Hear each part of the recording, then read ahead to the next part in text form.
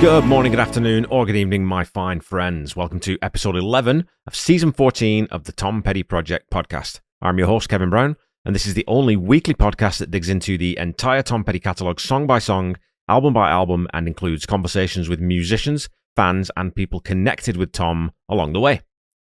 Okay, before we crack on, just a quick update on the ongoing Facebook fiasco. I'm a little less confident now that this is going to be resolved in my favour. I spent much of this past weekend on and off going back and forth with Meta, providing them with different pieces of information to try to prove my identity, in order to gain access to my podcast Facebook page. The end result was a message saying that the dispute resolution team couldn't grant me access or had decided not to grant me access and the case was effectively closed. There was no further reason for this, which is the ultimate frustration. They don't tell you, we don't think this is actually your page, or we think you're acting illegally, or even, hey, you're not paying us any money, so we don't really care about your page, etc. Communication just stops.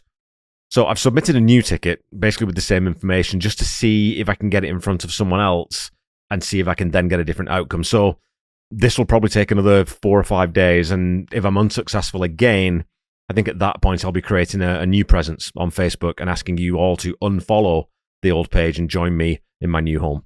I'm still thinking about Discord, but I'm also thinking about whether a Facebook group might be a safer route to go than a page, and having a couple of people on there who are admins. But there are already a ton of Facebook groups dedicated to Tom and the band, so I'm not sure yet if I want to muddy those waters, but I'm coming closer to making a final decision on this, and at that point, I'll have to respond to every comment on the old page that I can find, over the course of weeks to months to notify people that old page is dead in the water and then direct people to wherever I am.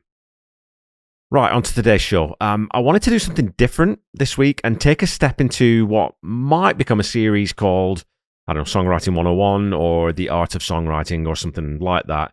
I could see this being a once a season or so feature, maybe with guests now and again. And it comes off the back of a social media post that I saw recently that really resonated with me. So, let's get into it.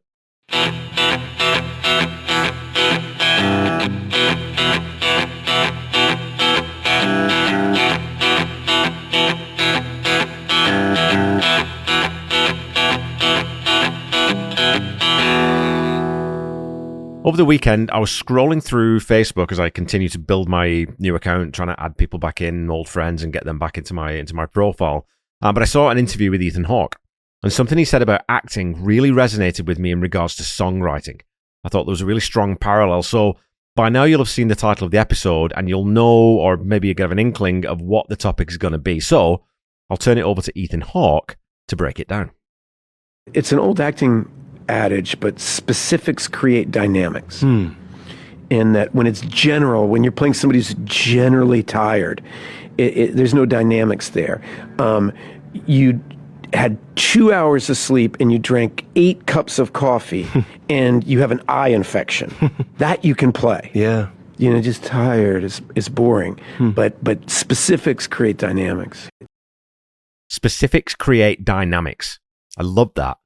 And when I watched that clip, I pretty much immediately thought, you know what, the same applies to lyrics, and figured that as I have a podcast, I should figure out some thoughts on the topic and put them into a microphone and send them out into the world. So what I want to do is go through examples of times that this type of specificity crops up in Tom's lyrics, where perhaps it isn't needed, but it improves the song so much.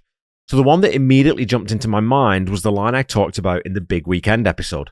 There's some friends that I know living in this town, and I've come far to see them, gonna track them down.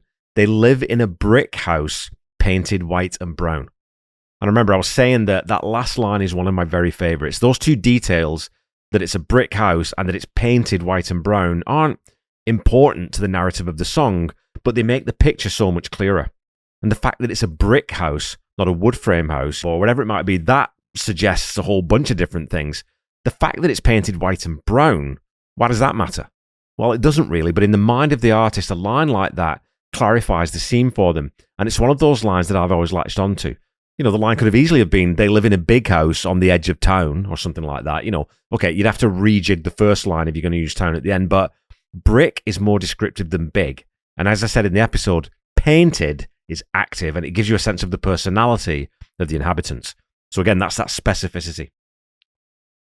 So I thought maybe I'd go back and look at different lines from other albums to find similar specific nuggets. So often it's just a single word that can make a line better. Take American Girl. While it was kind of cold that night, she stood alone on her balcony. Alone.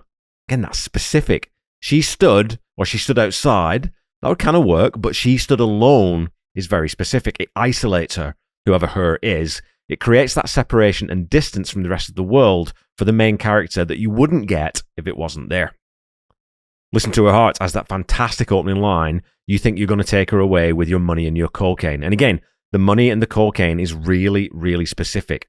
There are 100 different lines you could use there, except maybe with your money and your champagne. That might not work. That wouldn't ruin the song. Listen to Her Heart would still have a fantastic melody, a great guitar solo, a wonderful bridge, and an awesome drum part, but it wouldn't have that specificity. The money and the cocaine, they again describe a certain type of antagonist.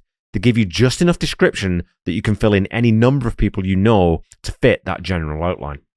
Louisiana Rain has the line, "Thank God for a long neck bottle, the angel's remedy." So most, pop country hacks would almost certainly write, "Thank God for a whiskey bottle," or "Thank God for a bottle of whiskey," But Tom avoids the cliche even as he uses it. The long neck bottle feels more descriptive, even though it doesn't specify the alcohol, but it's a specific memory and a specific type of bottle. It's also a much more poetic way of saying something simple that's been said a million times before. Now, sometimes it's not a single word. It can be a direct narrative specificity, and Hard Promises has a ton of these types of lines. It was Monday when the daymaids found the still-made bed, all except the pillows that lay stacked up at the head. That whole image is so crystal clear in your mind that, if you've ever stayed at a motel by the side of the highway, you can practically smell the bleach and stale cigarette smoke in the lobby, when you read that line. I talked about this on the Something Big episode, I'm sure, but that entire piece is like a 2-act play. You don't get the middle act, just the beginning and the end of the story. We don't actually know what Speedball was up to or what happened to him. Tom leaves all that to our imaginations, but that very specific scene he gives us of the maids turning down Speedball's room and speculating on his demise is just marvelous. In The Same Old You, Tom writes, "We could buy a 62 Cadillac, put a Fender amplifier in the back." Again, you don't need the year of the caddy or the make of the amp, but by giving us these specifics, Tom is hinting at a very particular person or memory or imagining. And I suppose that's the other interesting thing about specifics. They can be purely narrative inventions or flights of fancy, or they could actually be recollections that also just happen to fit the song. You then get songs like Spike, which are basically entirely specific. The character of Spike is described from the specific point of view of the old redneck at the bar who probably doesn't think women should vote and thinks interracial marriage is unnatural. So you get a different kind of approach to the writing here, and it allows Tom to sink deep into that character. The dog collar is the visual specific, but the song is actually about the specific attitude of the antagonist.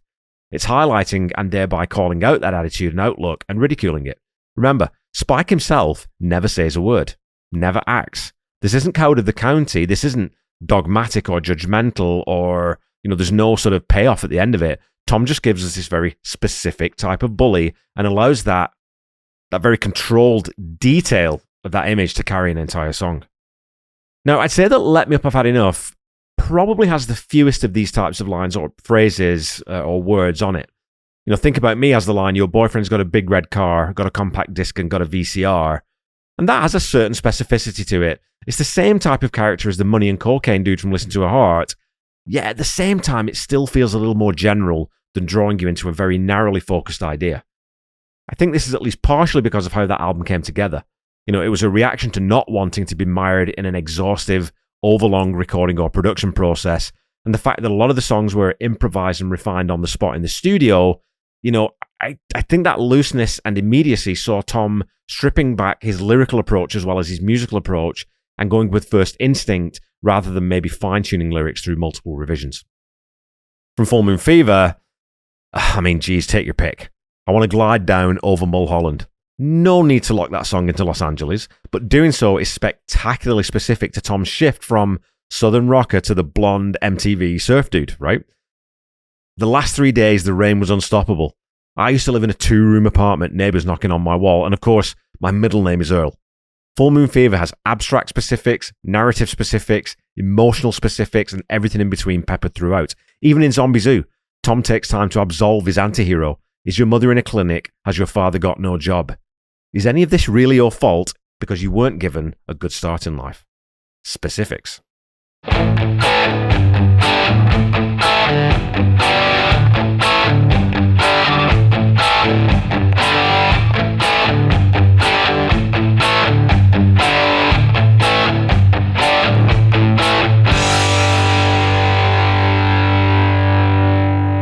right, folks, it's time for some petty trivia. Your question from last week was this. The Heartbreakers Take the Highway tour was the promotional tour for which album? Is it A, Long After Dark, B, Into the Great Wide Open, C, Wildflowers, or D, Highway Companion? Well, this was pretty easy, wasn't it? And I know a lot of you saw the Heartbreakers on this tour. So the tour for Highway Companion was famously the 30th anniversary tour, which also coincided with the Peter Bogdanovich documentary. The tour for Long After Dark was simply titled after the album, while the Wildflowers tour was brilliantly titled the Dogs with Wings tour.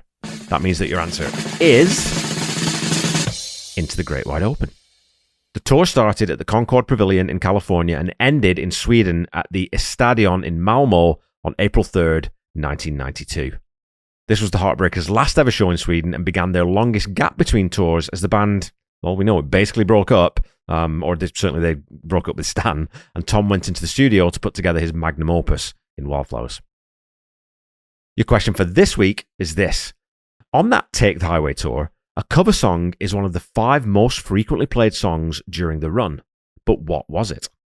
Was it A, Psychotic Reaction, B, So You Want to Be a Rock and Roll Star, C, Gloria, or D, Oh Well?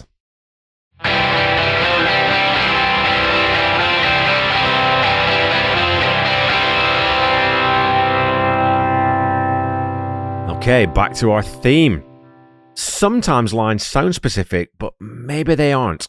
On the title song from Into the Great Wide Open, Tom sings, his leather jacket had chains that would jingle.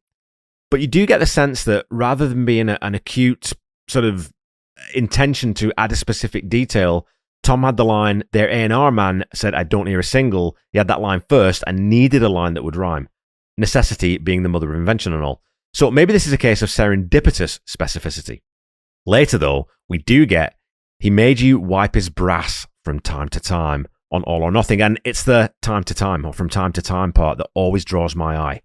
The imagery of wipe his brass is strong enough, but to add from time to time is so casual that it jars against the severity of the Sergeant Major character in a very satisfying way.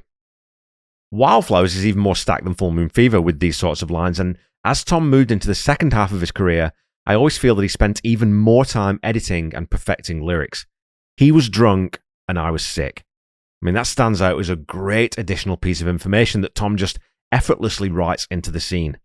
While your clothes hang on a wire and the sun is overhead in Don't Fade on Me, effortlessly planting a specific moment in your head, you can smell the damp cotton on the line and imagine the slight breeze in the yard. Specifics. Mom and Dad were never what we wanted.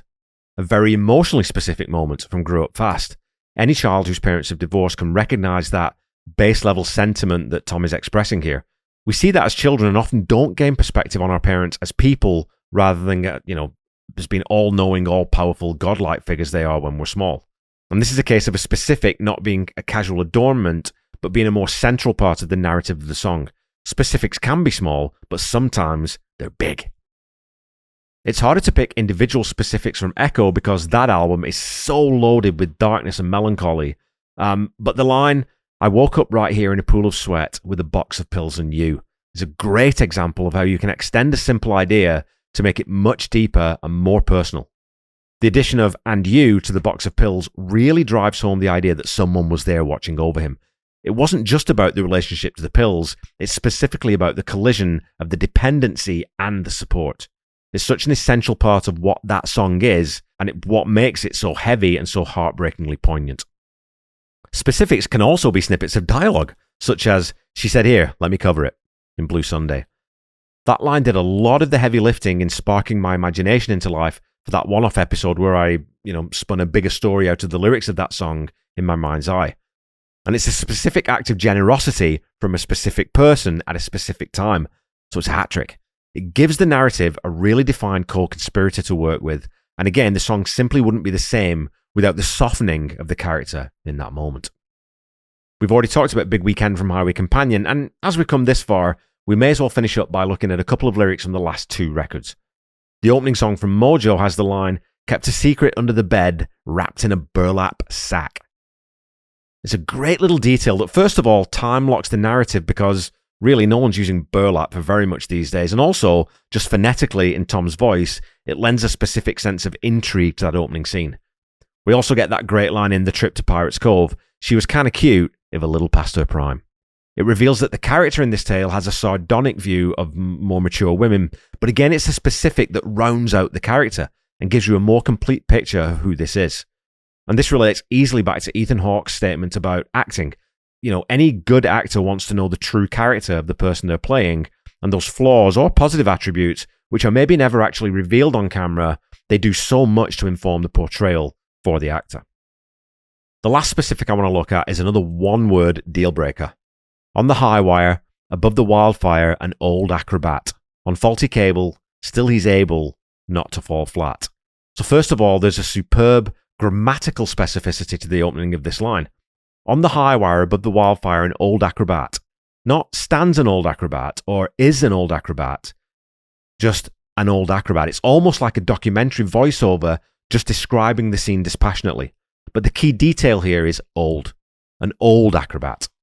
The weariness that is imbued into that scenario by suggesting that this guy is maybe past his prime and probably shouldn't be up there, but possibly feels that he has to keep performing for the crowd, that has so much poignancy coming from a songwriter then in his 60s. You can't help but feel that autobiographical element, and without that word old, it just wouldn't have the same impact. Okay, so I didn't intend to go album by album when I conceived of this mini episode, but as I started writing and the different specific elements in Tom's writing kept coming, I figured I may as well continue the journey through to the end. Now, my favourite line in one of the songs that I've written, I think, falls into this camp too. So the line goes, "A basic bro with a hemi-powered ego and a $20 neck tattoo." So I like to think that the cost of that neck tattoo gives you an insight into exactly what sort of person I'm talking about.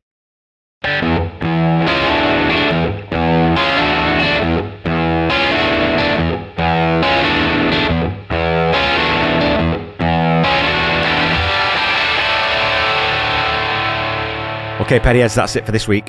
Tom was, as I know you'll all agree, one of the best songwriters of all time. His feel for tempo, melody, groove, arrangement, and tone are fantastic alone, but when married with his supremely attuned lyrical sensibilities, he becomes one of the true greats of the craft. So not all of his songs have these types of specifics, but not all his songs need them. When they do crop up, though, and they crop up often, they always, without fail, elevate the material. I hope you enjoyed this slightly different type of episode. I have a plan to do a couple of other episodes focused on very specific, pun unintended, elements of the songwriting craft. Some will be musical, some may be more technical, and some may look at lyrics from different angles. So, let me know what you think.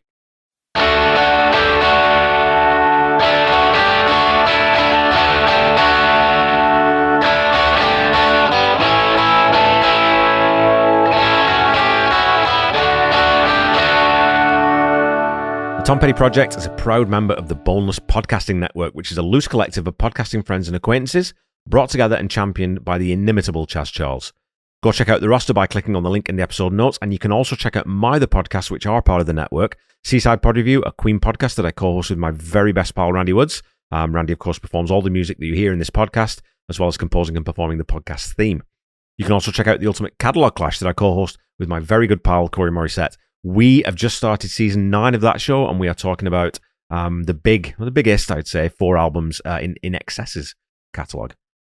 Don't forget to follow me on Instagram, Threads, and YouTube at The Tom Petty Project. Stand by for more Facebook information, hopefully next episode. And on Blue Sky at Tom Petty Project. Go follow, like, subscribe, do all those things, and do please leave a review or a rating. Keep talking to me on social media, and I'll keep reading out your comments on the show. And as a weekly reminder, The Tom Petty Project is not affiliated with the Tom Petty estate in any way. So, when you're looking for Tom's music, please visit official streaming platforms, or better yet, go to your local independent record seller to grab some actual physical media.